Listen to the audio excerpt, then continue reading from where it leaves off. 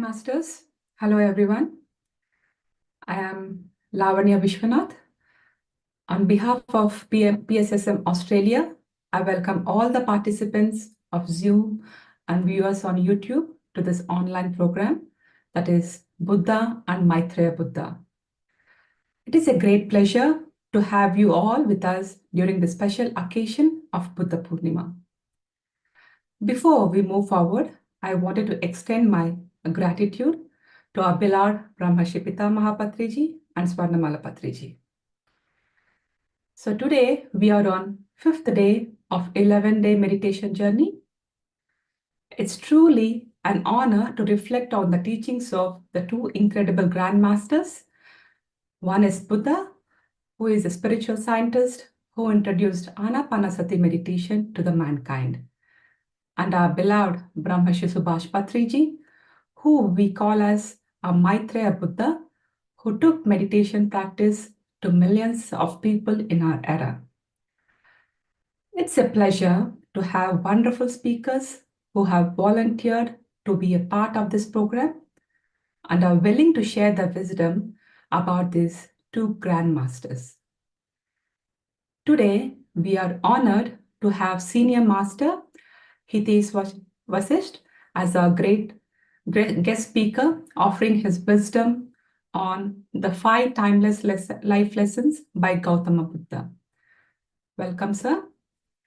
So let me give you all a quick introduction about Hitesh Master before handing over the platform to sir. So Hitesh sir have been teaching meditation to masses for a decade and a half.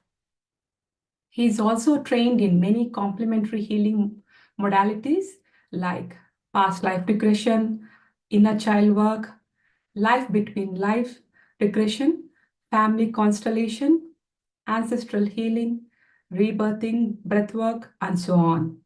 With more than 500 plus workshops, he worked with masses finding balance in their lives. Hitesh Master is also an author of the bestseller book named Sundaram Speaks, Conversations to Awaken Your Soul's Wisdom. He is also an award-winning coach, par excellence, a workshop leader, and a healer with a decade and a half experience in the field of human behavior. He is an internationally registered consciousness coach with Certified Coaches Alliance, Canada, and International Coach Federation. With more than 6,000 plus one-on-one healing and coaching sessions, he has transformed people in healing childhood and past life traumas, ancestral patterns, deep subconscious beliefs, and lead a life of meaning and purpose. So having done master's degree in human resource management, he has also worked in apparel fashions, real estate, education, automotive, and telecom sectors. He has coached CEOs, bureaucrats, doctors, teachers, housewives, children, helping them realize that they are whole and capable of achieving anything and everything. With this, I would like to welcome you once again, sir. Over to you. Thank you very much. Good evening, everybody. Thank you, Lavanya-ji, for having me here, and thank you, PSSM Australia, and Kalpana-ji. Thank you for having me. And, very happy to be a part of this Buddha and the Maitreya Buddha program, which we are doing on the, for the Buddha Purnima. It's an amazing initiative, wonderful initiative for all the meditators to come together and meditate and experience the group consciousness. So before we begin, friends, let us all start with meditation. I think that will be a good way to begin the session. So I'd like you all to sit comfortably. You can lock your feet, clasp your hands, and close your eyes.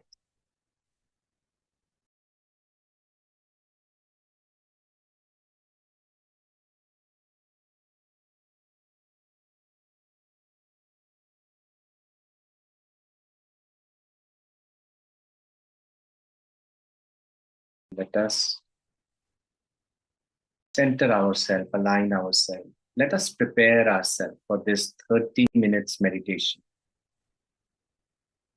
Prepare ourselves. Let's take 3 long, deep breaths. Breathe in from your nose, hold it for a while, and breathe out from your mouth.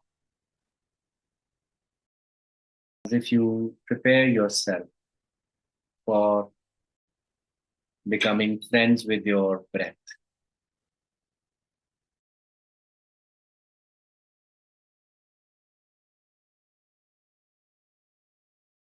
Once you take these 3 long, deep breaths, just come back to your normal, natural breath.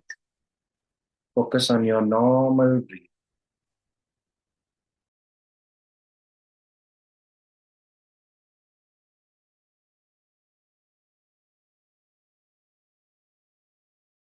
Focusing on the way the breath comes in and the way the breath goes out. Maybe we can play some soft music in the background. One of the team members can play the soft music. Very slow one. Make it slow. Let's pay attention to our normal, natural breath.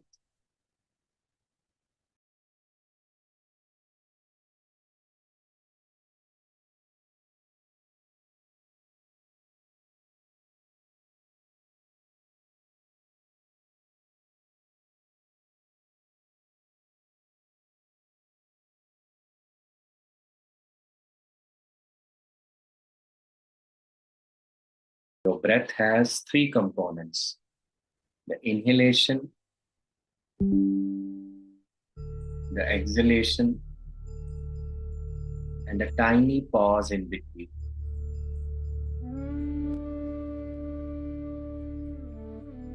Just pay attention to these 3 components of your breath.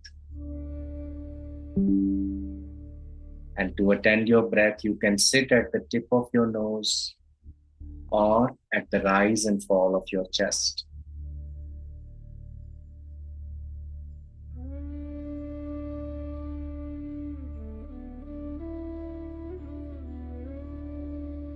Just witness. Witness your normal, natural breath.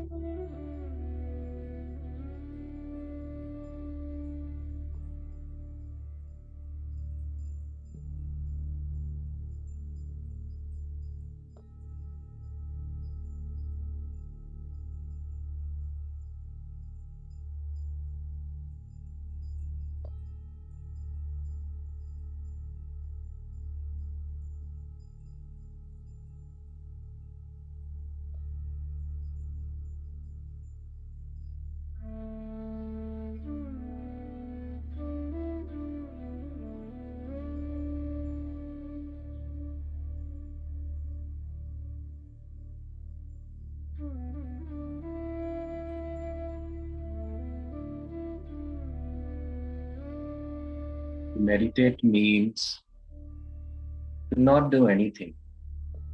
Drop all the activity. Rather, to not associate with any action.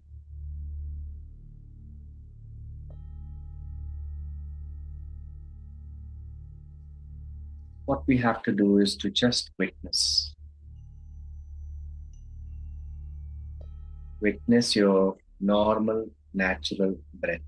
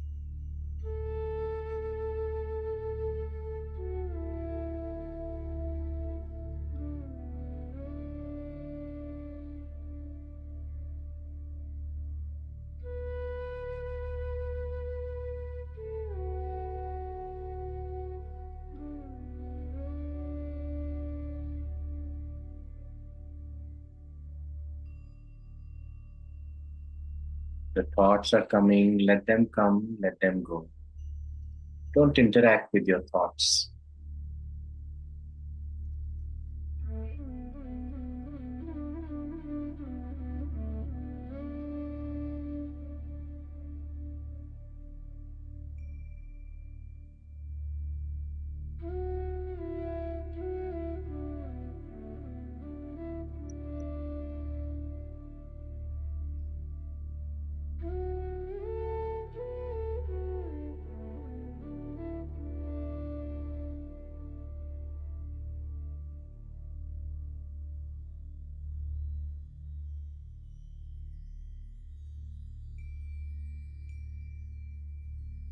Just be.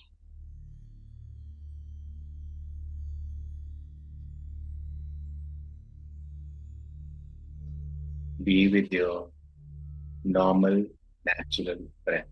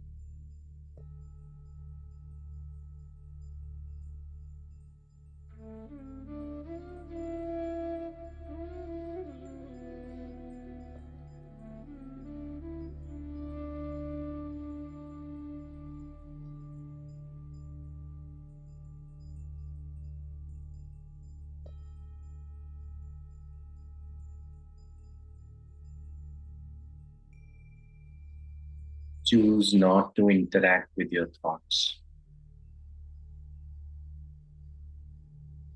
Just become aware. Pay attention to your breath.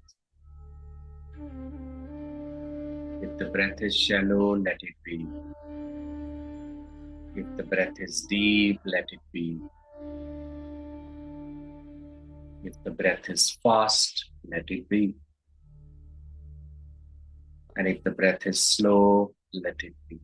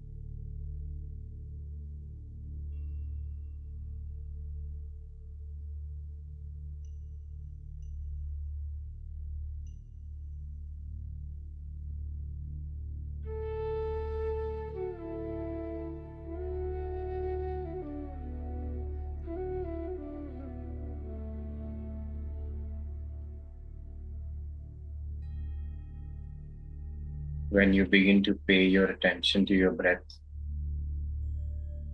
you might notice that your breath is shortening. It's becoming subtler and subtler, shorter and shorter.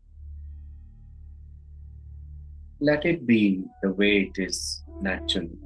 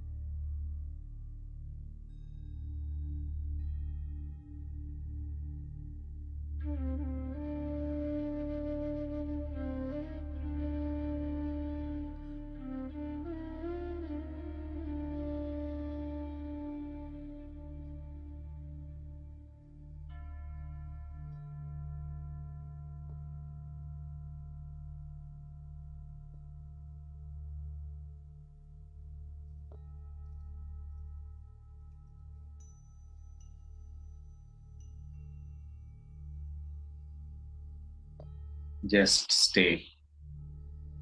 Stay with all the alertness. Remain aware and alert within.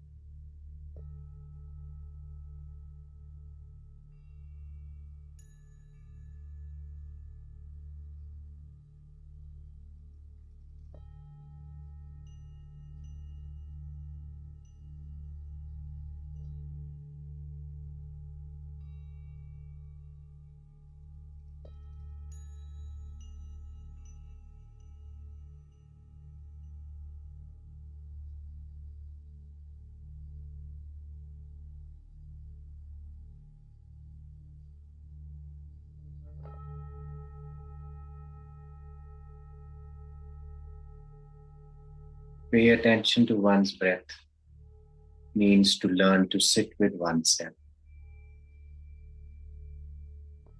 And to learn to sit with oneself means to grow witness towards our thoughts, feelings, everything that emerges inside, surfaces inside. It means to be friends with oneself.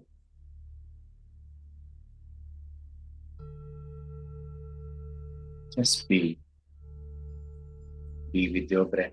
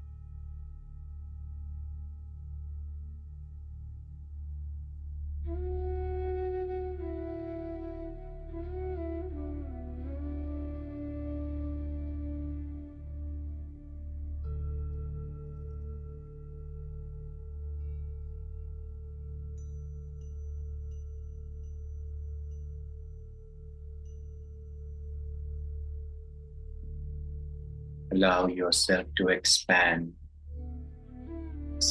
in this stillness.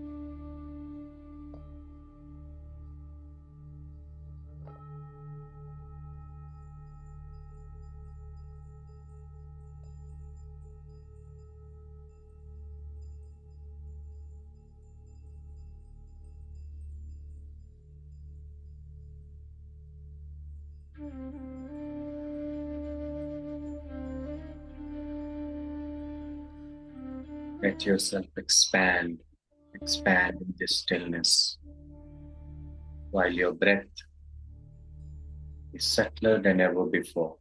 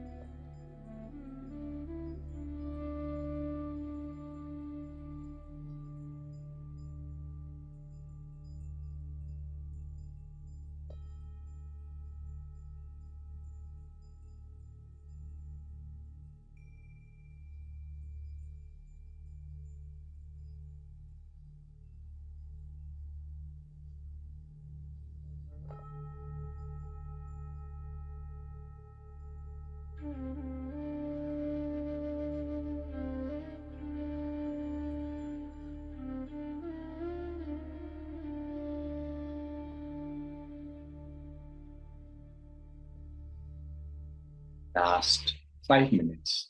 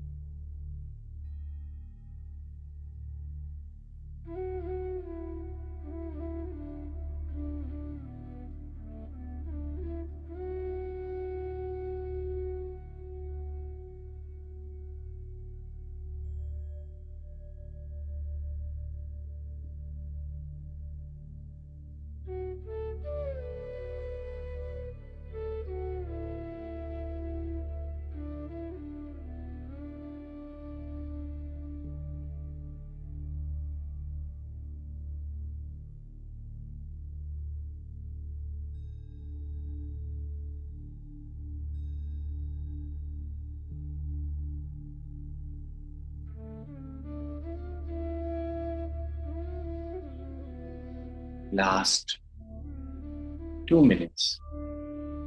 Just stay with your breath.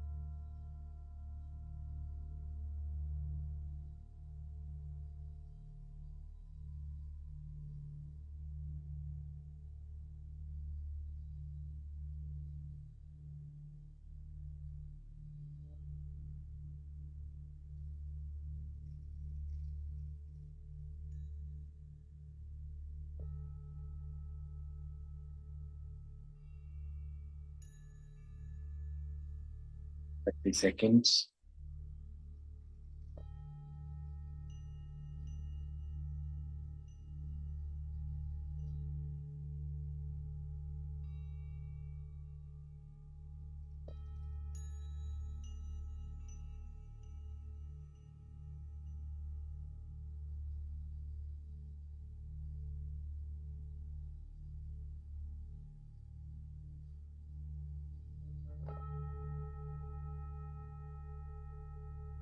Ten seconds.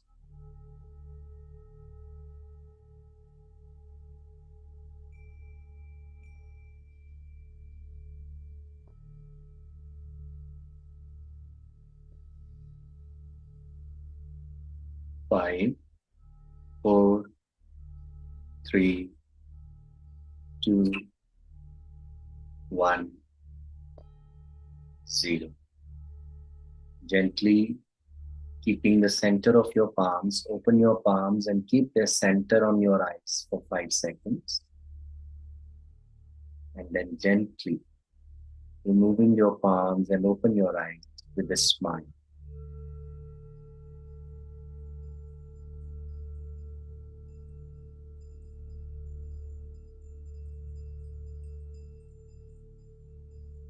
Welcome back everybody.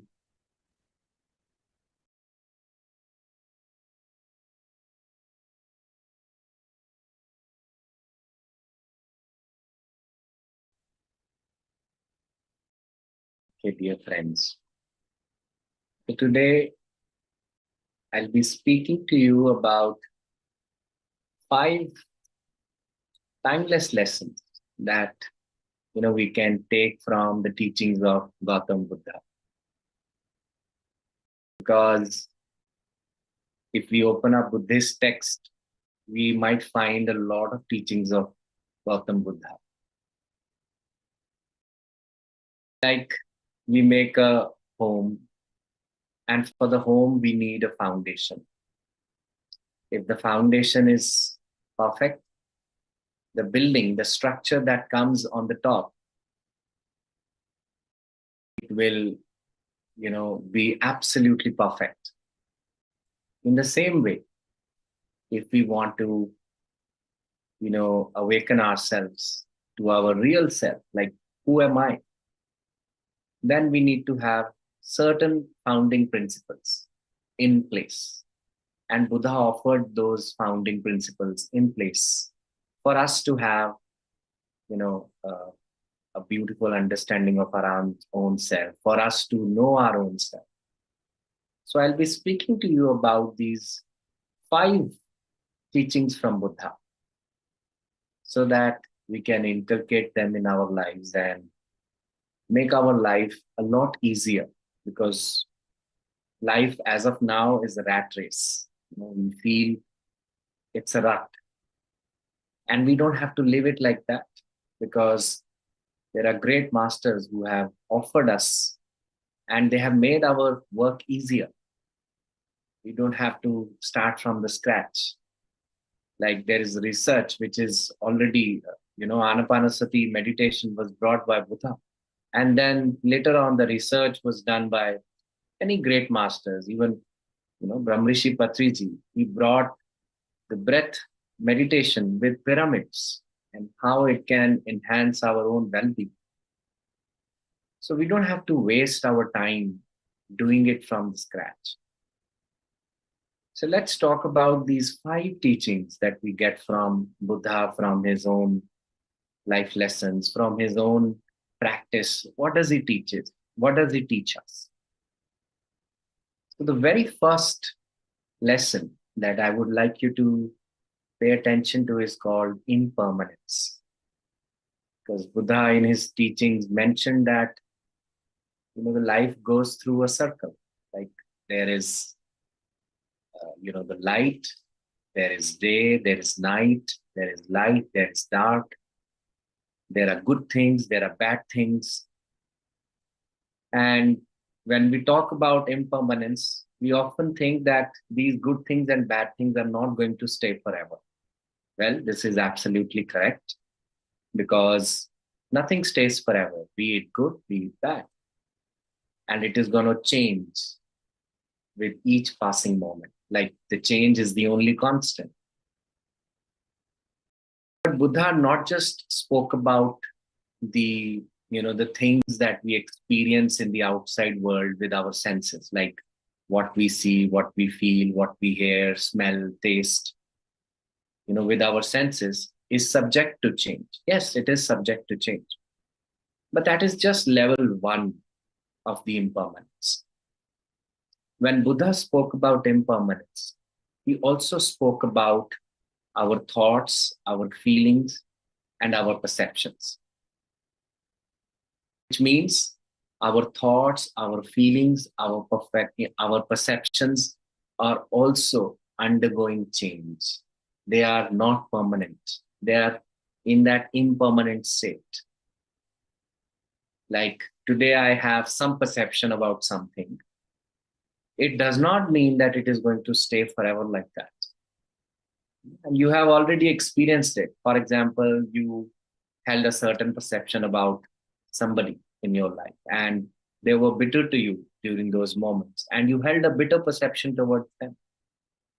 But as the life passes, you have your own experiences, you gather your own wisdom, and then you create a different perception of them. You realize that they are who they are, but it does not mean that I have to hold a kind of judgment towards them, because what I judge, it keeps coming back to me.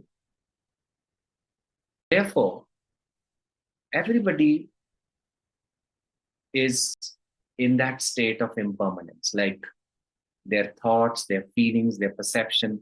We consider that it is permanent, but it is not, because we experience it like that.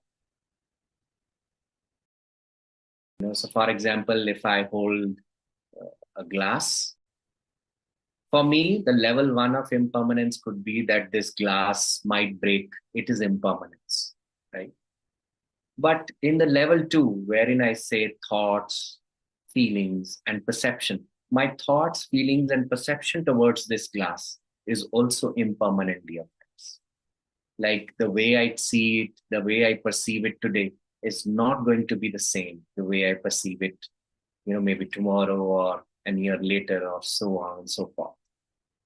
So that's what the impermanence means. And what does impermanence, do to us?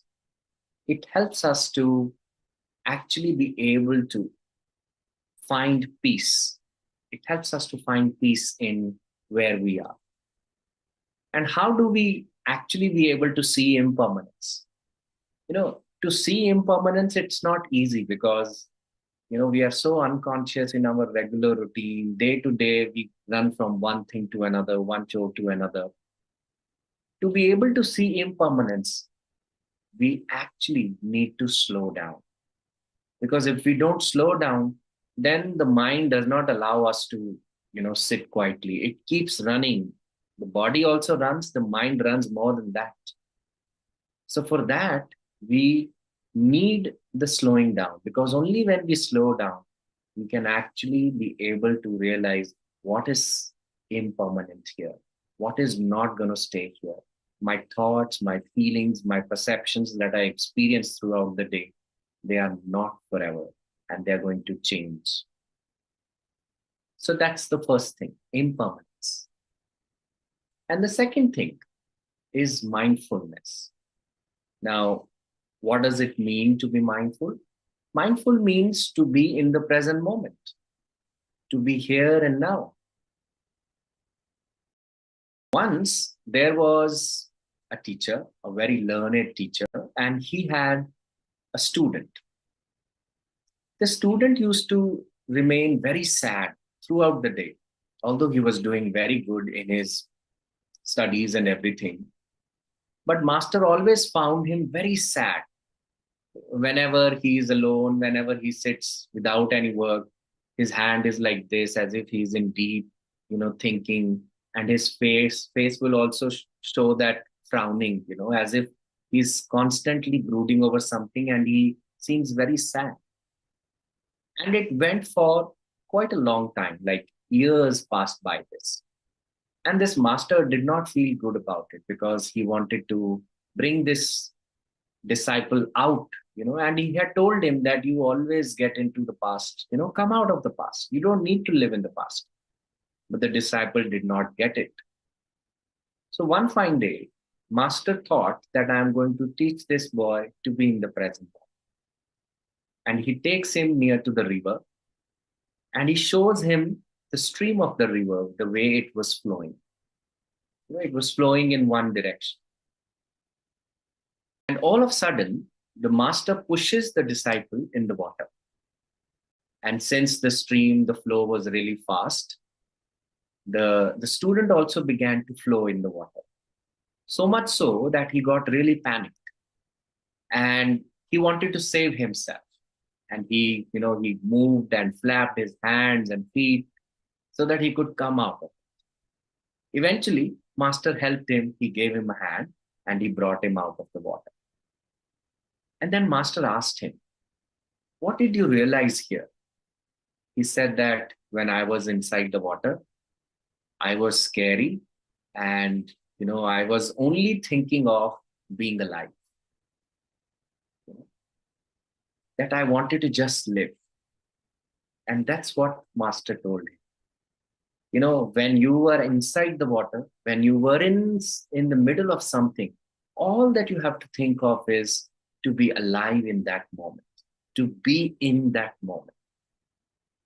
So when you can do it in the water, you can definitely do it in your life also, because life is nothing but the flow. It's flowing like a river. What it gave me yesterday, it is not giving me the same thing. And it's not going to give me the same thing tomorrow.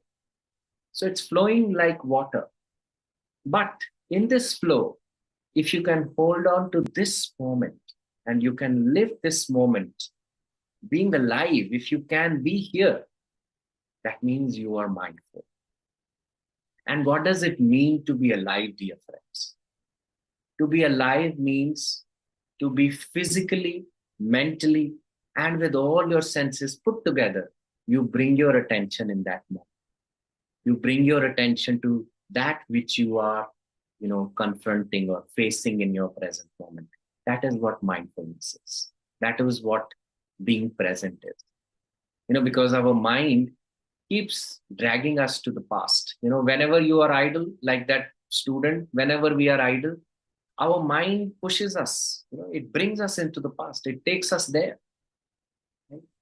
And when it takes us into the past, it also creates so many expectations. And when it creates expectations, too many expectations, it takes us into future. That's what mind does. It flip-flops, like in the past or in the future. That is the very nature of the mind, because like the very nature of the snake is to, to be venomous. It's venomous. In the same way, the nature of the mind is to give birth to thoughts. It only knows to give birth to thoughts. Only when we come in the present moment, we can be the master of the mind. And how does being present in this can help us overcome the mind? Because past has happened already. Buddha said past has happened already, and future has not yet come. So the only thing that you have is the present moment. You can only be here in the present. Because if there are certain things in the past that did not go the way you want, only in the present moment you can change your perception towards it. You can change the way you look at it. That's what you can do. And once in this present moment you change your perception, your present is going to create future, because once upon a time your present is also going to be a past and your future is going to be the present. So from that space, you can change everything. And that is why he said, take care of your present. Be in the present moment, because by being in the present moment, you become the master of your mind, and mind listens to you. You awaken the higher potential of your mind, not the lower potential, because lower potential only lives in the past or the future. And it is much more than that. So that's where the mindfulness comes into the picture. And the third thing he spoke about is compassion. Once there was a saint, like a sagely man. He was standing near to some water body, and he saw a scorpion, like, struggling to swim. Out of his compassion, he wanted to pick, he tried picking the scorpion, but scorpion was always, keeping that sting very erect, as if he's going to bite him. But he tried few times, and scorpion actually gave him that bite. And he was stung by that. And he got it 3-4 times. Eventually, in that last moment, he picks the scorpion and he keeps him out of the water. And there was this gentleman, he was seeing them, the entire act, the way the scorpion was, biting him. And he said, how foolish of you. Can't you see that his nature is to bite? He said that, yes, I know that it's his nature to bite, but that nature cannot make me forgive my nature, because my nature is to save.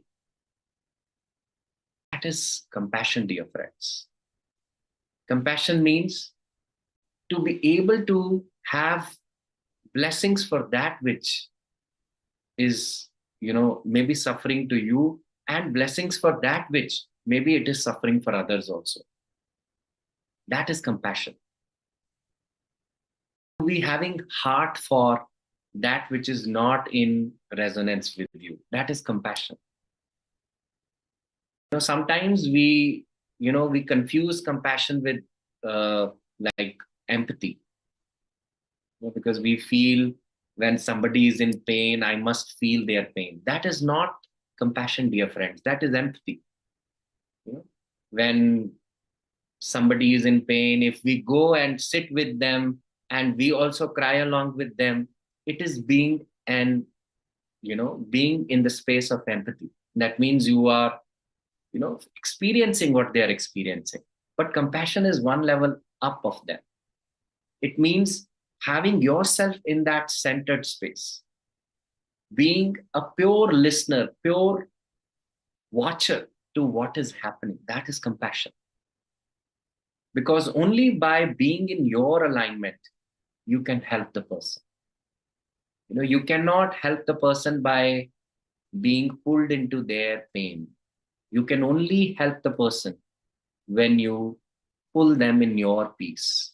That is how it can be helped. So Buddha spoke about compassion. And compassion not only for others, not only for, our neighbors, but also for the other living beings, the beings who are coming from our other mother, like animals and birds and plants, having compassion for them. And also, he spoke about self-compassion. He said, all other compassion is not going to work if you don't have self-compassion. And what does it actually mean?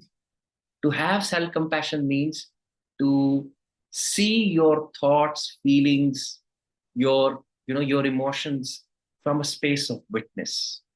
That is compassion. To not push them away from your system, because like the way we do it in meditation, most of the times people feel that they have to push the thoughts away. No, this is not an act of compassion. It's an act of violence towards yourself. An act of compassion demands that you witness each and every thought of yours. You just have to witness, like that tree, that which watches all the vehicles passing by on the road. It does not move with those vehicles, it just stays. In the same way, we just have to stay where we are to all that which is happening inside of us, all the feelings, all the sensations. We just have to witness that. And from that witness, the compassion, the bigger compassion arises, because only when we are compassionate to ourselves, we can have that compassion for others, not without that. Otherwise, it's going to be very momentary. It's not going to be, the way we will not mature ourselves. It will not ripen inside of us. So that's the third learning, which is compassion. And the fourth learning that he spoke about is non-attachment. Not attaching yourself to your material possessions, not attaching yourself to your thoughts. To not attach means to let go. Not attaching yourself to your material possessions, to your relationships, to anything. And why does he say so? It does not mean that you have to give up on your relationships. I'm not saying that. I'm simply saying, if you attach yourself, you will begin to expect from them a lot. Because, for example, if I'm attached to my child, then what is going to happen? I will attach myself in a way that I would expect that this person listens to me. I would expect that they agree to me. They always are yes babies to me. And they grow their career, their life decisions according to me. That is a level of expectation. And what is the guarantee? The person is not going to be saying no to me. He's definitely, or she's definitely going to say no to me. In that no, I will feel hurt then. And when I'm stuck in that hurt, I will give one more hurt to them. And then they'll give one more hurt to me. So I will be in the loop of that karma. I will be in the loop. It will be a vicious circle. I will not come out of it. So that's why Buddha said that I should practice non-attachment. Because by non-attachment, I can give my best without any expectation. Non-attachment, friends, lead us to freedom. If we really wanted to live free, really wanted to live from that liberated space, we need non-attachment. And sometimes people feel that non-attachment means to give up on your actions for other people. Like, for example, whatever duties I have for my child, I would also give up on that. I will say, oh, no, non-attachment, because this person has to take care of themselves. Yes, they have to take care of themselves. But not to give up on your dharma, not to give up on your roles and responsibilities, not to give up on your actions, give up on your expectations, give up on your outcomes that you're looking for. Right? Otherwise, if you don't give up on your expectations, it is going to take your peace away. So that's why he said, practice, non-attachment. Patriji said non-interference. He spoke the same thing, but he said non-interference. He said, practice non-interference in each and every relationship of yours, even the most loved ones. There has to be non-interference. Even Khalil Gibran, he said, let there be spaces in our togetherness. There has to be a space, because if you don't offer the space to the other person, if they don't grow in their own power, in their own potential, they might end up feeling breathless. And in that breathlessness, they might actually move away from you. So, if we truly want to save our relationships, we must truly bring non attachment, non interference in our work. And the fifth one, he said, middle path. We call it the balance, madhya. He says, don't move into extremes. Don't move into the extremes of doing something. Don't move extreme into spirituality.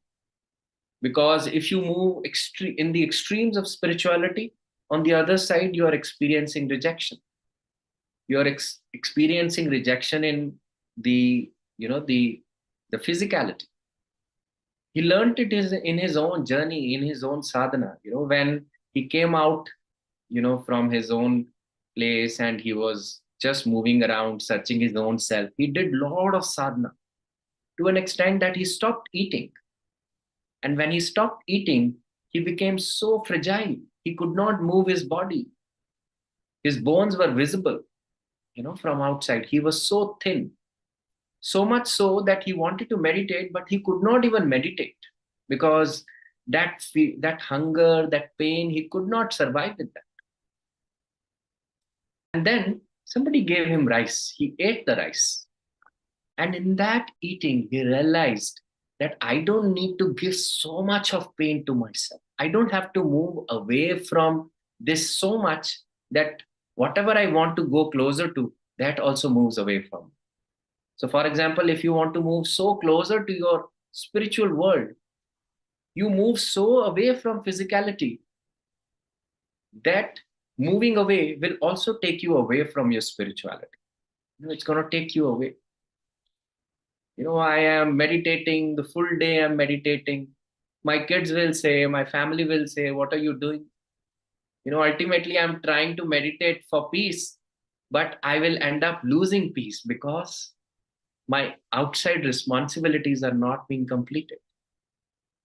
So Buddha says, don't move into the extremes of pain and pleasure. Don't move. Come in the middle path. He says, sansar and nirvana, they're not different. They're same, he says. He says sansar equates nirvana. It's the similar. Like the mud and the lotus, they go hand in hand. If there is no mud, there is no lotus. In the same way, if there is no physicality, if there is no sansar, there is no nirvana. There can be no understanding of it. So he says the best place to live is to live in the present moment, live in the balance, live in the middle path, live with non-interference. So that's how his teachings can be brought to our world. So friends, 5 teachings I shared with you from his learnings today. The very first one, which we call as impermanence, mindfulness. Third, non-attachment. Fourth, compassion. Fifth one we call is middle path. I think I'll stop here. And if you have any sharing, any experience, anything you want to share, you're most welcome to share that. Thank you, Hitesh sir. It was really a wonderful topic, and I have learned personally a lot. So where I learned that compassion, where you said like it's one step ahead of empathy. I was thinking empathy as a compassion, but it's not that. So I realized that, and for being in compassion, we have to be like where we are not resonating with others. We should have that open feeling. So that is what the main thing for compassion. And I also learned about this for being for the impermanence. We should always slow down. So from this running race, so that I've learned that particular point, which is takeaway for me. And regarding mindfulness, Also, sorry to interrupt. yes, sir. I'll share one incident from Buddha's life about compassion, because since we are talking about compassion, so Buddha had uh, his his cousin whose name was Devadatta. So Devadatta was, he was kind of, very notorious. He would do a lot of conspiracies against Buddha. He would really annoy him a lot. But there came a time when Devadatta was really sick, and Buddha was told about him. And Buddha said that I see him the way I see my son, Rahul. Rahul was his son's name. So he actually, here, what he's trying to, exemplify, he's actually exemplifying compassion, that to be able to have heart for that which is not in alignment to us. That's where, we can learn from him. When you stated that, I have seen this Buddha's episode in Netflix. So that was the only which got stuck to me. How can a person be like that? When he says, like, I remember exactly the dialogue where it was like, I don't remember you doing any stuff. So I felt like, how could a person be that? So that was really a great message. So thank you for sharing this wonderful story. And about the non-attachment, non-interference, giving our space is very much needed in any kind of relationship. And mindfulness, I was told, that being in this present moment. So yeah, that will be our future or our past. Everything is is around that, and the middle path. So no need of not to go to any kind of extremes. Yes. Yeah. Wonderful, sir. Thank you so much. Masters, friends, let us know if you have any questions. You can either raise your hands or put it on into the chat box. Feel free, whichever you feel comfortable. There is a question from Sunita. Please explain nirvana. Is it moksha? How can we go to middle path? Right. So, yes, nirvana is moksha. And nirvana is called different names. Moksha is in our Hindu system. There is Kaivalya in Jaina system. There are different names being offered. Liberation. These are same, and they work the same way.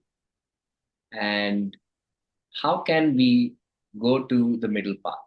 Yes. So to go to the middle path means to inculcate that which I'm experiencing is not going to stay forever. Only this much, if we can bring. Like, for example, if there is a certain situation in my life and I feel that it is keeping me completely enmeshed it is keeping me enmeshed for a very long time, I must know that this is going to pass.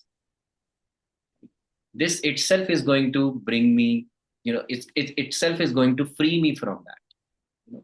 And in the same way, another thing which we can do is that when we do certain activities, when we do all the activities, we should do it from the space of non-attachment. Like, I am not the doer, because most of the times when we feel that I am a doer, what happens is we create our own karmic energy. So I am speaking, I am delivering, I am listening, I am cooking, I am eating, I am meditating. When we say I, this bodily conscious I, that means we are actually attached. And when we are attached, it takes us away from moksha. To be in the space of moksha means to not have attachment to this small I, rather to be only attached to that bigger I. And that bigger I says that there is the divine consciousness inside of me, the inspiration of which that comes through me, comes through my body. And it is through the inspiration of that I speak, I hear, I listen, I feel, I move, I work. If I work from that space, then that all the work, all the karma that I actually create is going to be no karma. And that no karma leads us to moksha.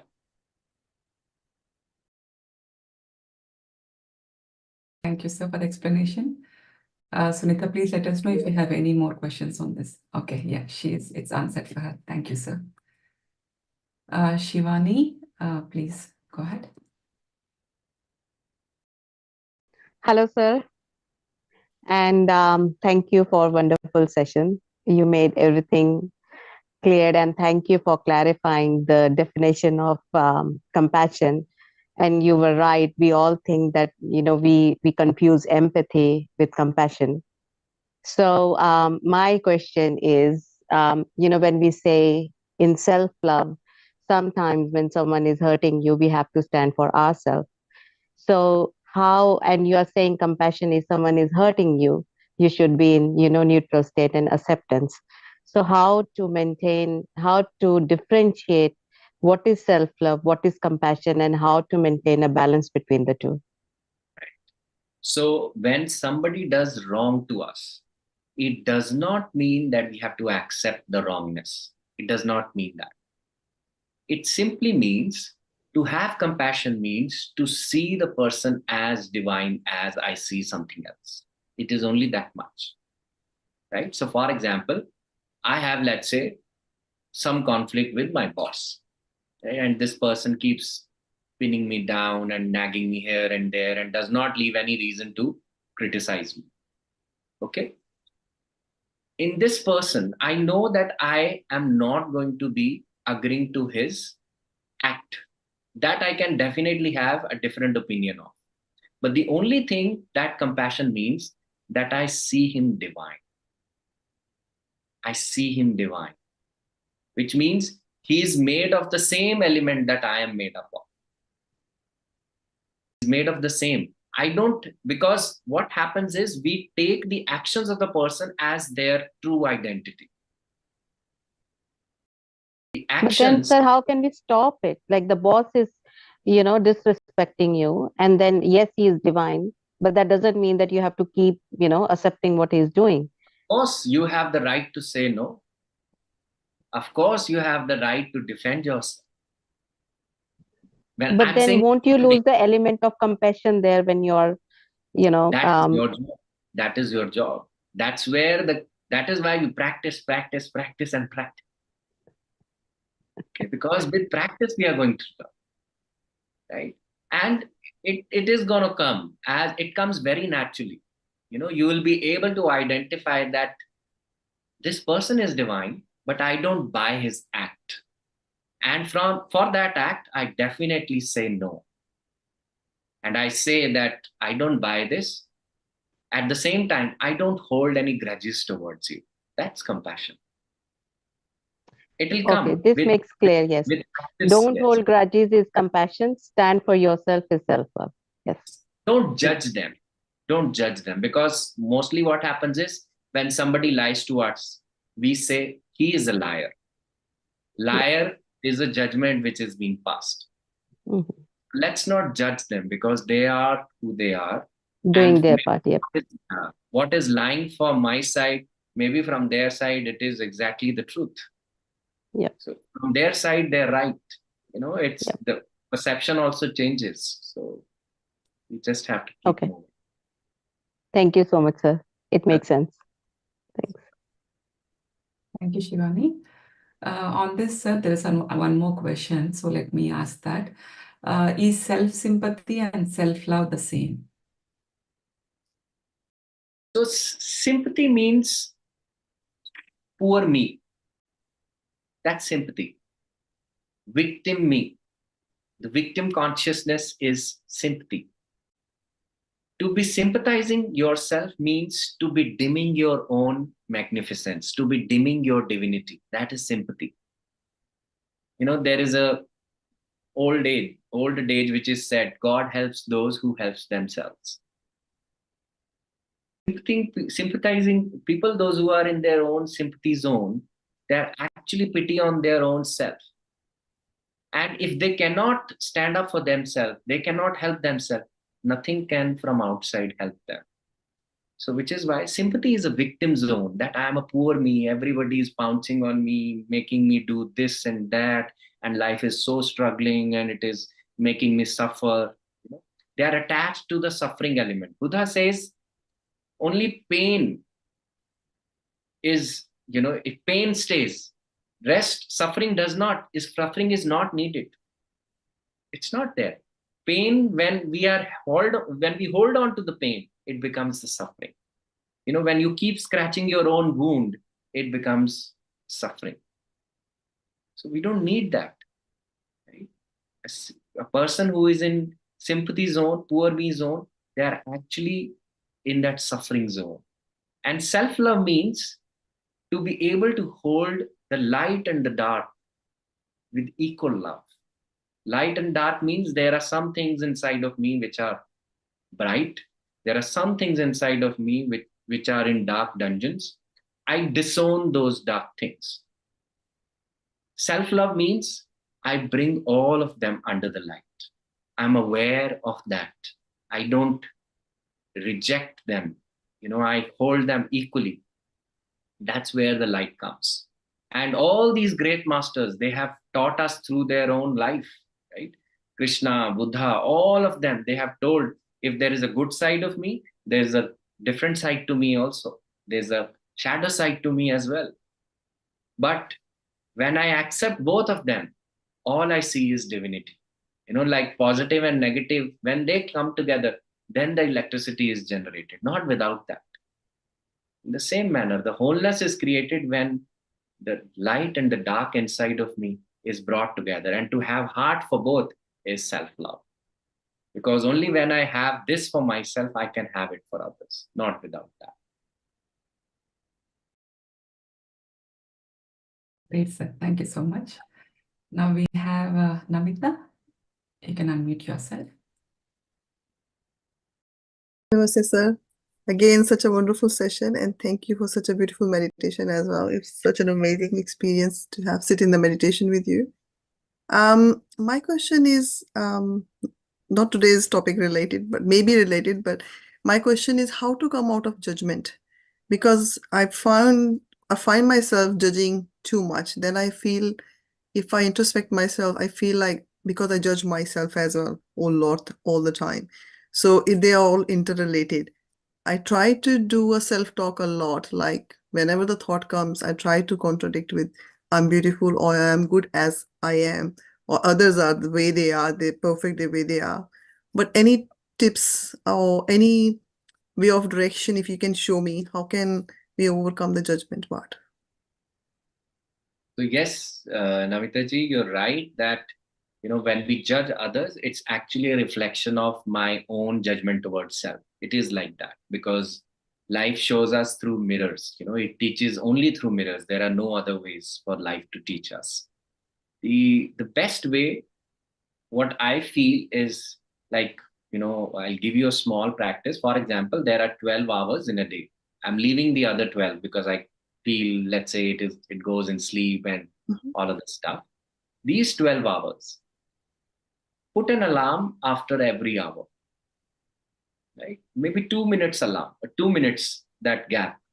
In that 2 minutes, if you can witness your thoughts, if you can see how are you feeling, what are you feeling, if you can see, what is happening inside of me, if you notice all that and see if there is an element of judgment, which is what you're holding towards self, just change it there and then. Whatever affirmations you feel, I love and approve of myself, I accept myself, the divine lives in me, whatever comes to you, you can do that. This way, if you do it after every hour, you're going to do it at least 12 times a day. And repetition is the greatest way to master anything. So I think that is what, and it is very, very powerful. This way, if you give yourself a moment to do a self-inquiry after every hour, and you check your thoughts and check your feelings and patterns, you'll be able to correct them right there and then. Because, not everything in your life is going to come during SOS. Usually we do this practice only during SOS times, emergency times. But those are only for those moments, Rest of the moments, if you begin to practice in a formal manner, it can really grow inside. Perfect. So- Thank you, sir. And then on that, 7 mirrors, I heard your lecture on 7 mirrors. I never come across such a beautiful session, sir. It was such a wonderful session. We will definitely want to have some further from you. Is there anything further after that where you have explained a little bit more in, on that topic? That would be great.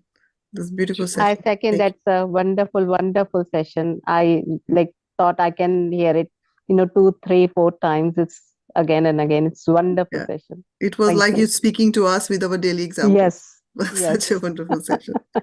yes. Thank you so much, sir. Thank you. Thank you. Thank you, Namitaji. A question from Richa. Are there any books that compiles all the Buddha teachings? I don't think all the Buddha's teachings can be compiled in one, but one of my favorite books I can tell you about that, which is Siddhartha by Hermann Hesse. So the rest, I think there are some amazing texts that are available as far as Buddhist teachings are concerned. You have to scroll it, go with your intuition. But Hermann Hesse's Siddhartha is an amazing book.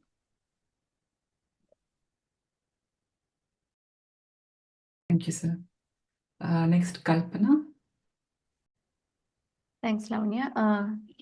Thank you so much, Hitesh ji. Thank you so much for accepting the second session for PSSM Australia. Would definitely love to have more sessions from you. So today topic was really, really good, sir. I got points in each and every topic. So the one that I loved is from Q&A, sir, about self-love. So I came across this situation last year, sir. From childhood, I was thinking myself as an anger person, so that I kept building inside. So every time I was showing more anger than love.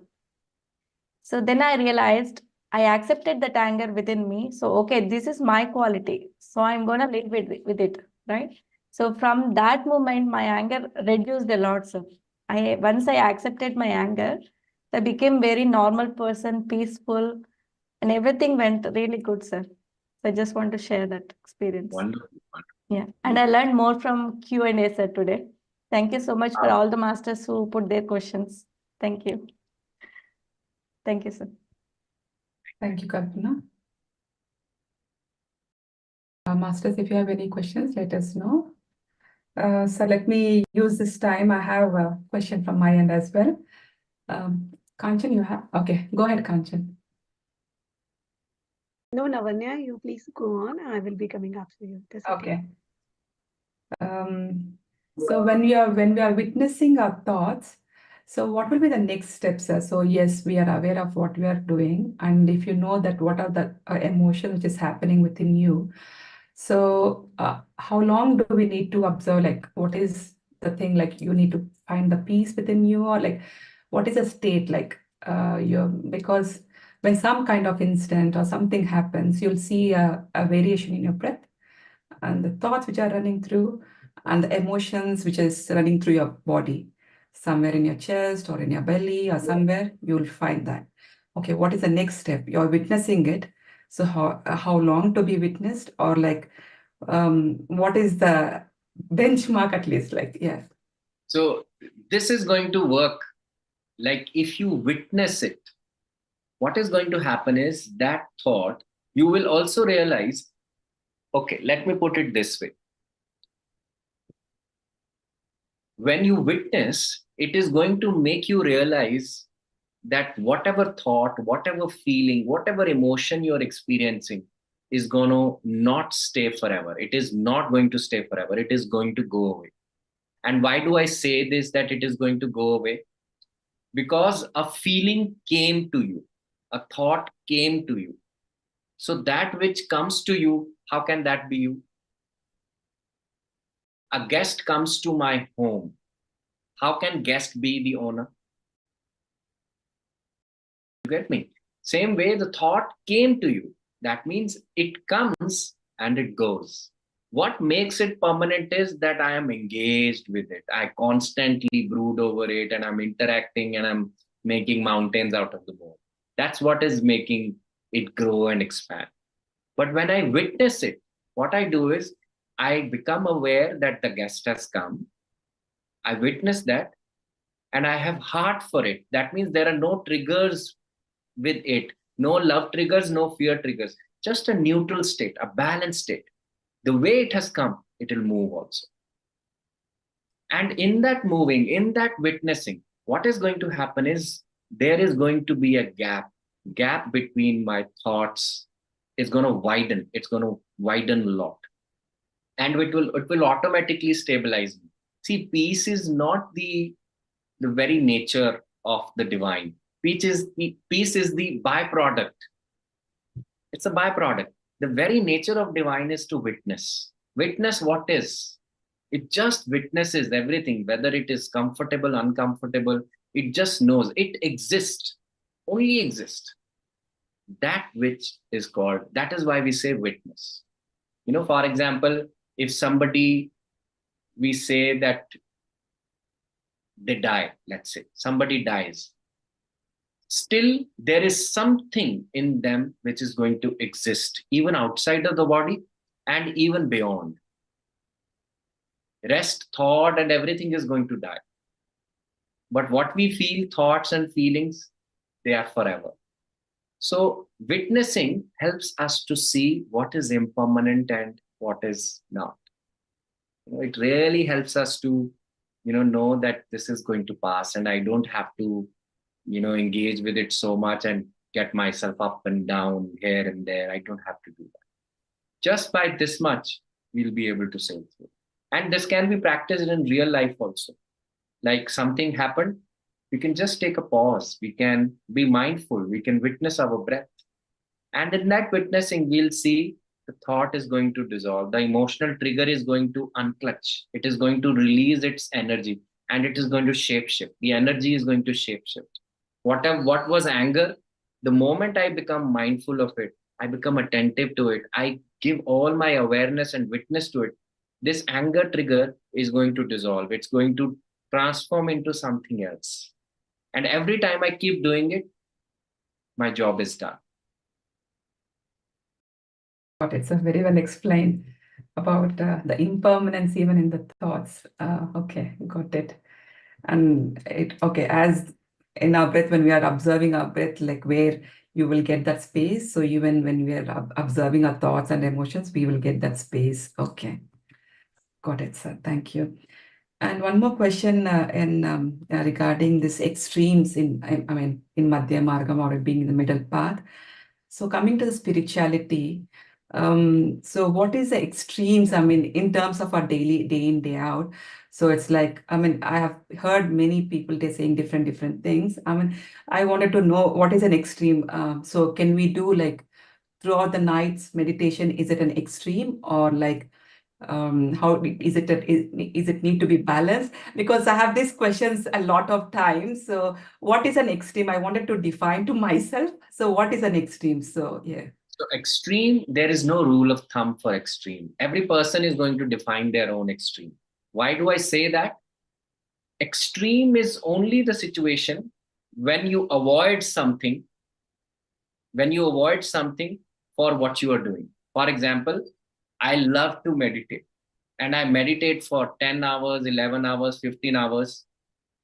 Why? Let's say I want to avoid going to job.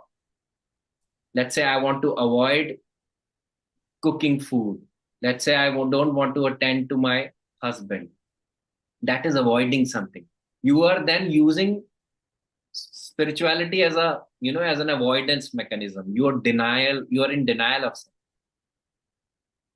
So that is what the extreme, right? Extreme means to be moving away from your dharma.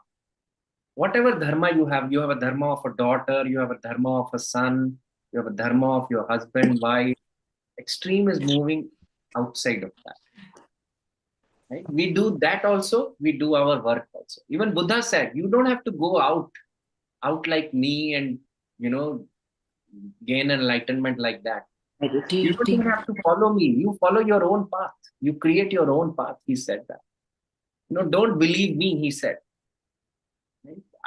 What I did, it worked for me, but yours can be different. And that's why he brought middle path, because looking at him, people might get inspired to leave our home.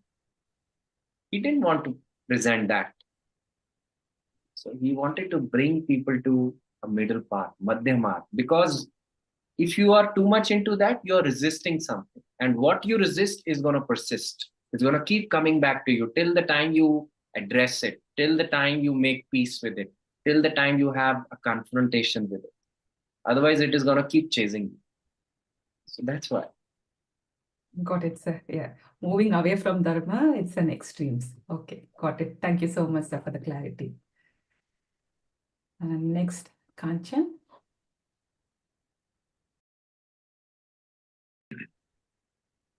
Namaste, Hitesh sir. Thank you so much for being here. And we want to have you again and again, sir, if the time permits. Next session, anytime, whenever you propose, we will be waiting for you. And your meditation session always, sir, amazing. I can felt the energies, my whole head was breathing. All pores were open from the certainly at many places. It was very, very high energies I felt today in the session. Thank you for such a wonderful meditation, first of all. And yeah, those things, the 5 topics we have talked about today.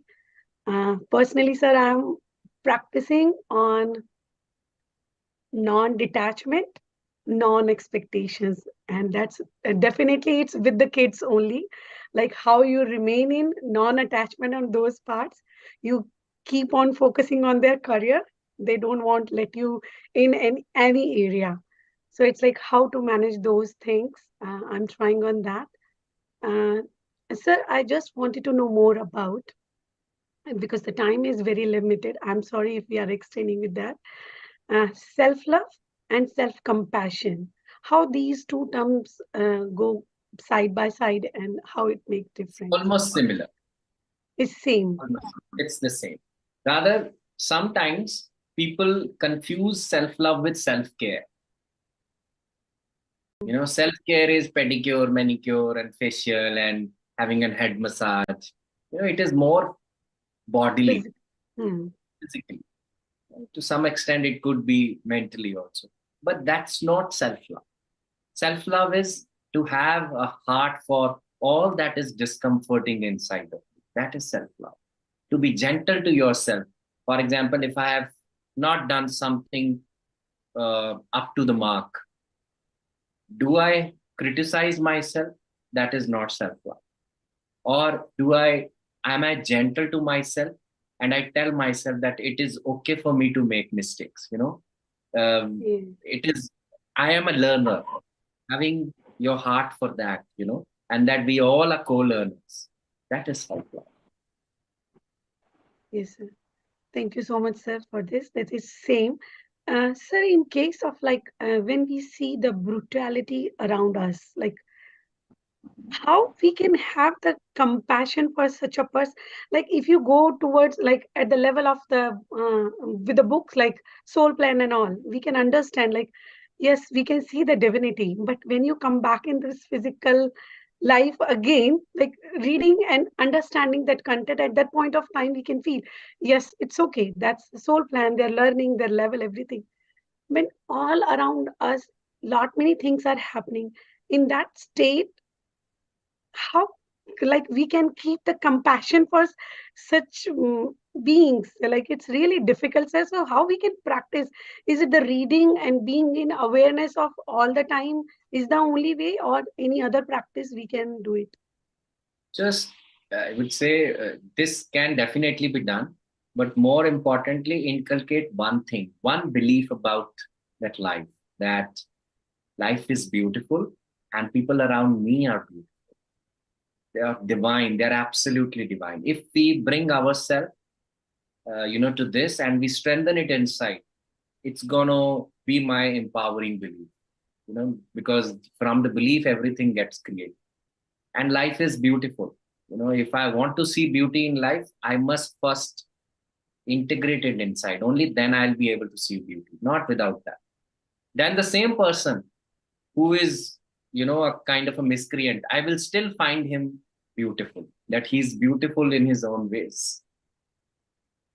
So only just changing here changes everything outside. Sure, sir. Thank you. Thank you so much, sir. Thank you. Thank you, Kanchan. Simiji, you can unmute yourself.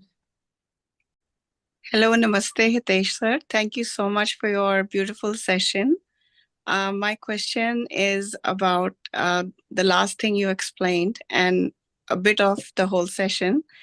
When we are going through this life right now after COVID, people have gone into anytime madness, like, I don't know, this is what I have experienced. So I do practice a lot of self-love, empathy, lots of compassion.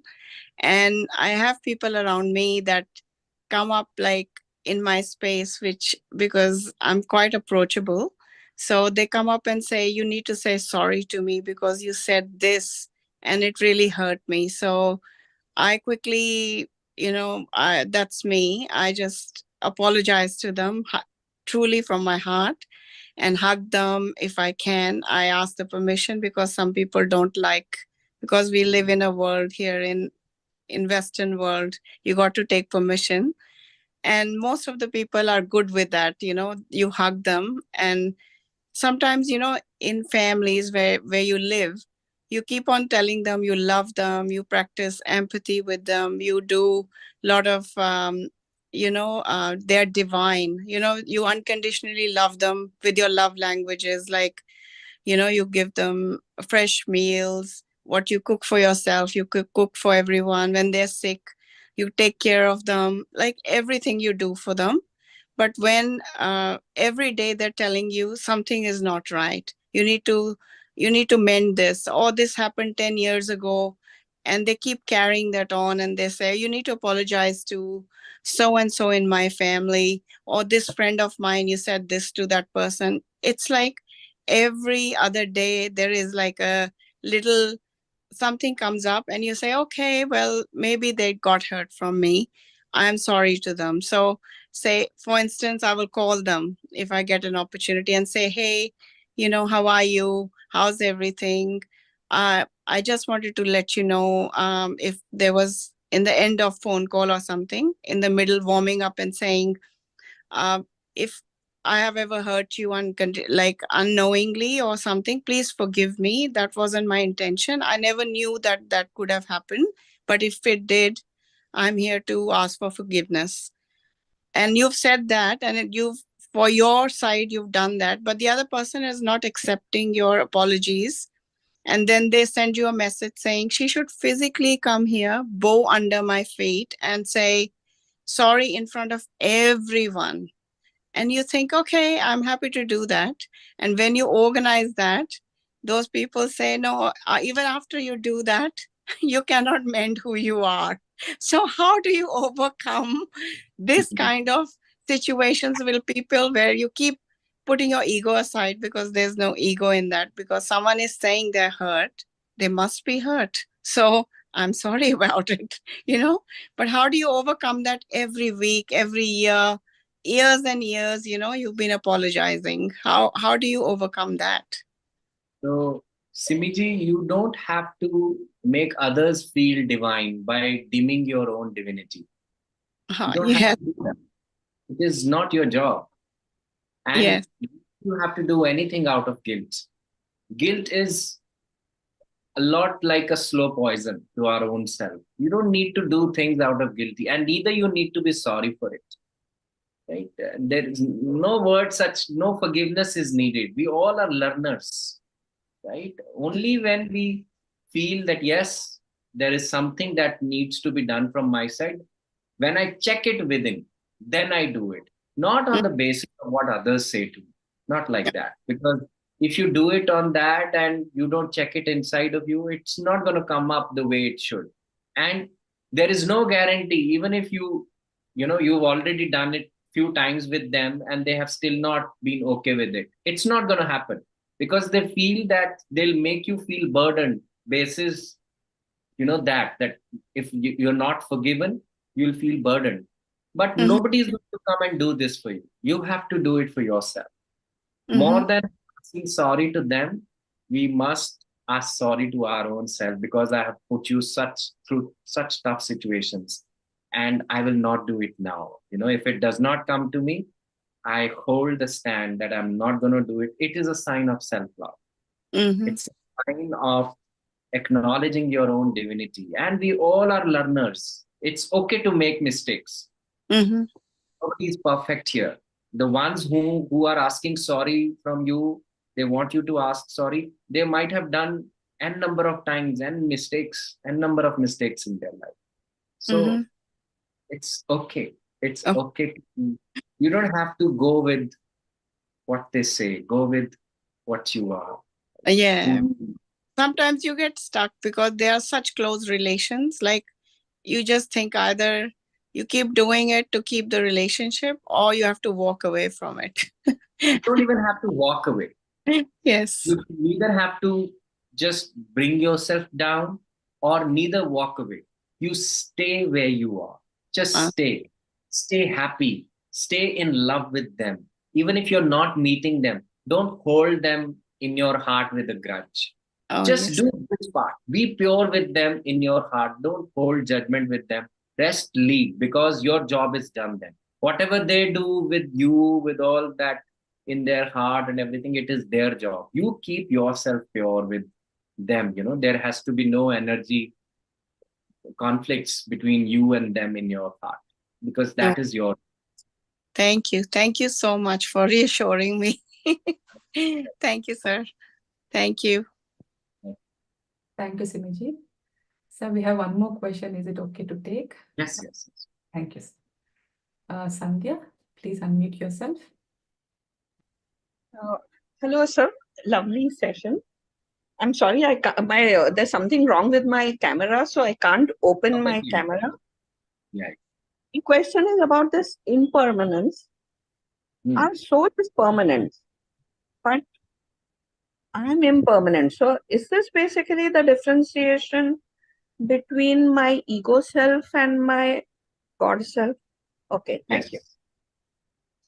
So, and my ego self is all correlated with my thinking mind. Yes. It is correlated to your thoughts, your feelings, your perceptions, So which that are is the conscious mind, right? the But conscious then mind. And because it gives fire to our, when we come again, the last statement. it gives fire to our ego. It makes us ignorant of our real self. But to be Okay, but then, acknowledged. Yeah, hmm, please go ahead. but now how does living in the moment prevent me from going into the ego space? So basically, I find living in the moment always put me more in the God space concept. Am I right? Okay. So Yes, this absolutely. Because now, living in the moment, what hmm, happens to me in that moment? I begin to realize what exists.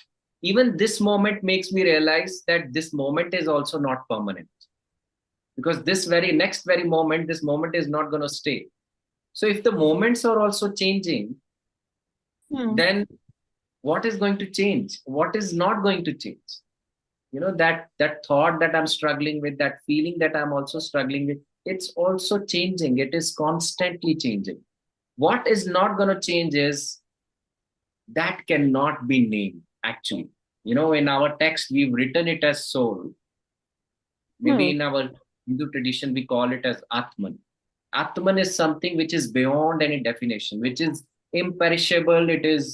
It does not age, it does not catch any illness, it never took birth, it never gonna die.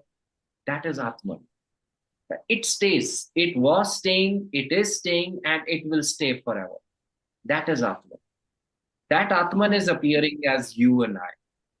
It's appearing as you and I. So whatever is built over that is impermanent. Oh, okay. Whatever is Oh, built over that, my manas, buddhi, my mind, my chitta, my ahankar, my consciousness, everything which is built over that, everything is impermanent. Some of those things are going to, dissolve, let's say in this life only. For example, our body, the way I was born, I don't look the same. So things are constantly changing. Okay, there are certain beliefs that I carried as a teenager, but I don't have it now. They are also constantly changing. There are some rude thoughts, rude feelings that are there with me, let's say in this lifetime, but in next lifetime they will drop, they'll get dropped. So these things are changing. But what does not change is that Atman. That never changes. It stays, it was, it is. And it cannot be directly reached, to be very frank. You cannot directly say this is Atman. There is one process in our Vedic system, which we call as Neti Neti. Neti Neti means not this, not this.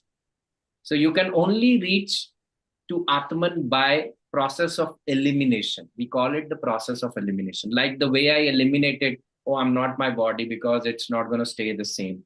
Oh, I'm not my thoughts. Why? Because thoughts come to me. How can myself come to me? So it is not me. I am not my, I'm not my beliefs because my beliefs are also changing. I'm not my perception because today I have a perception about Apple. I like it. But tomorrow my liking and my perception of Apple also can change. And same with people and everything. So everything changes. I am not this. I'm cutting everything. You cut everything. I'm not my profession. I'm not my accolades. I'm not my achievements. I'm not my success. I'm not my failure. You cut everything. I'm not my relationships. I'm not my name. I cut everything. And after cutting that which is left is Atma. Cool. Oh, that, okay. That which is left, although we say it, the main ingredient, it is the main ingredient of myself. Like if we cook chana dal and you take out chana dal out of chana dal, is it going to be chana dal? It's not going to be. If you take out the refill from the pen, is it going to be the pen? No, it's going to be just a plastic cylinder. Same way, there is something inside of me. That is the main ingredient. If you take that out of me, rest everything is going to be impermanent. That is permanent. That is going to stay forever. It stayed and it is going to stay. So that is why we call that element as Swayambhu. It just came. Nobody gave it birth. And it's not going to experience death. It was, it is, and it will. That is Atma. Wow. But then at moksha, Atman goes and मतलब परमात्मा में विलीन हो जाता है, or is that the right way to put it? Yeah. And moksha is a state, actually. It does not mean that you come out of the circle of birth and death. That is one definition. That's okay. One definition. The other definition is if we want moksha after death, we must live like as if I have moksha inside while I'm living. That is called moksha. How can I have moksha after death if I don't know how to live in moksha? How can I have non-attachments after death if I don't have non-attachments, if I don't practice non-attachments during life? So that is why I have to practice. Moksha means I live like non-attachments. And when I live like non-attachment, it is that I am out of the circle of birth and death. Even after that, I have a liberty, whether to come, whether not to come. There are some great masters, those who come. Krishna, he came back. He came back to teach us. He came back to elevate the consciousness of the whole world. Lord Ram, he came like that. They were enlightened beings. So it's like they already had it, but they came. So moksha is not just about coming out of birth and death and that merging with the divine. In this body also you can live like that. And there are great masters. Patriji is great example of that. He lived as if he is that. That's why to all of us he said, my dear masters and my dear gods. If somebody else would listen to them, they'll say, oh, how can he say gods? Gods are so high. He never made us feel that because he lives, God lives inside. And he lived from that space. Okay. Thank you, sir. Now I understand even the meaning of Turiya and Moksha. Yes. Okay, thank you. Thank you very much. Well,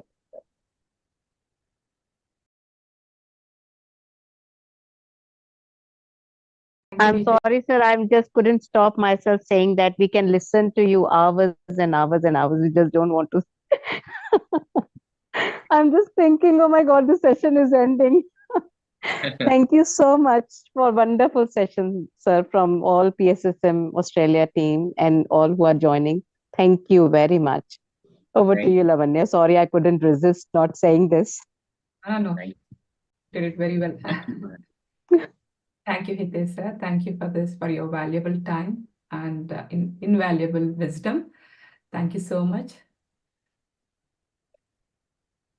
And thank you to all our participants who have joined today. I would also like to extend a gratitude to PMC English for collaborating with us, for Satish Master from PSSM Malaysia for providing technical support and flyer support from Jenny, Prithvi, and Sharma Masters. Lastly, a big thank you to the PSSM admin team for their endless support in making this session a success. Thank you, everyone. Thank you once again. Thank you, sir.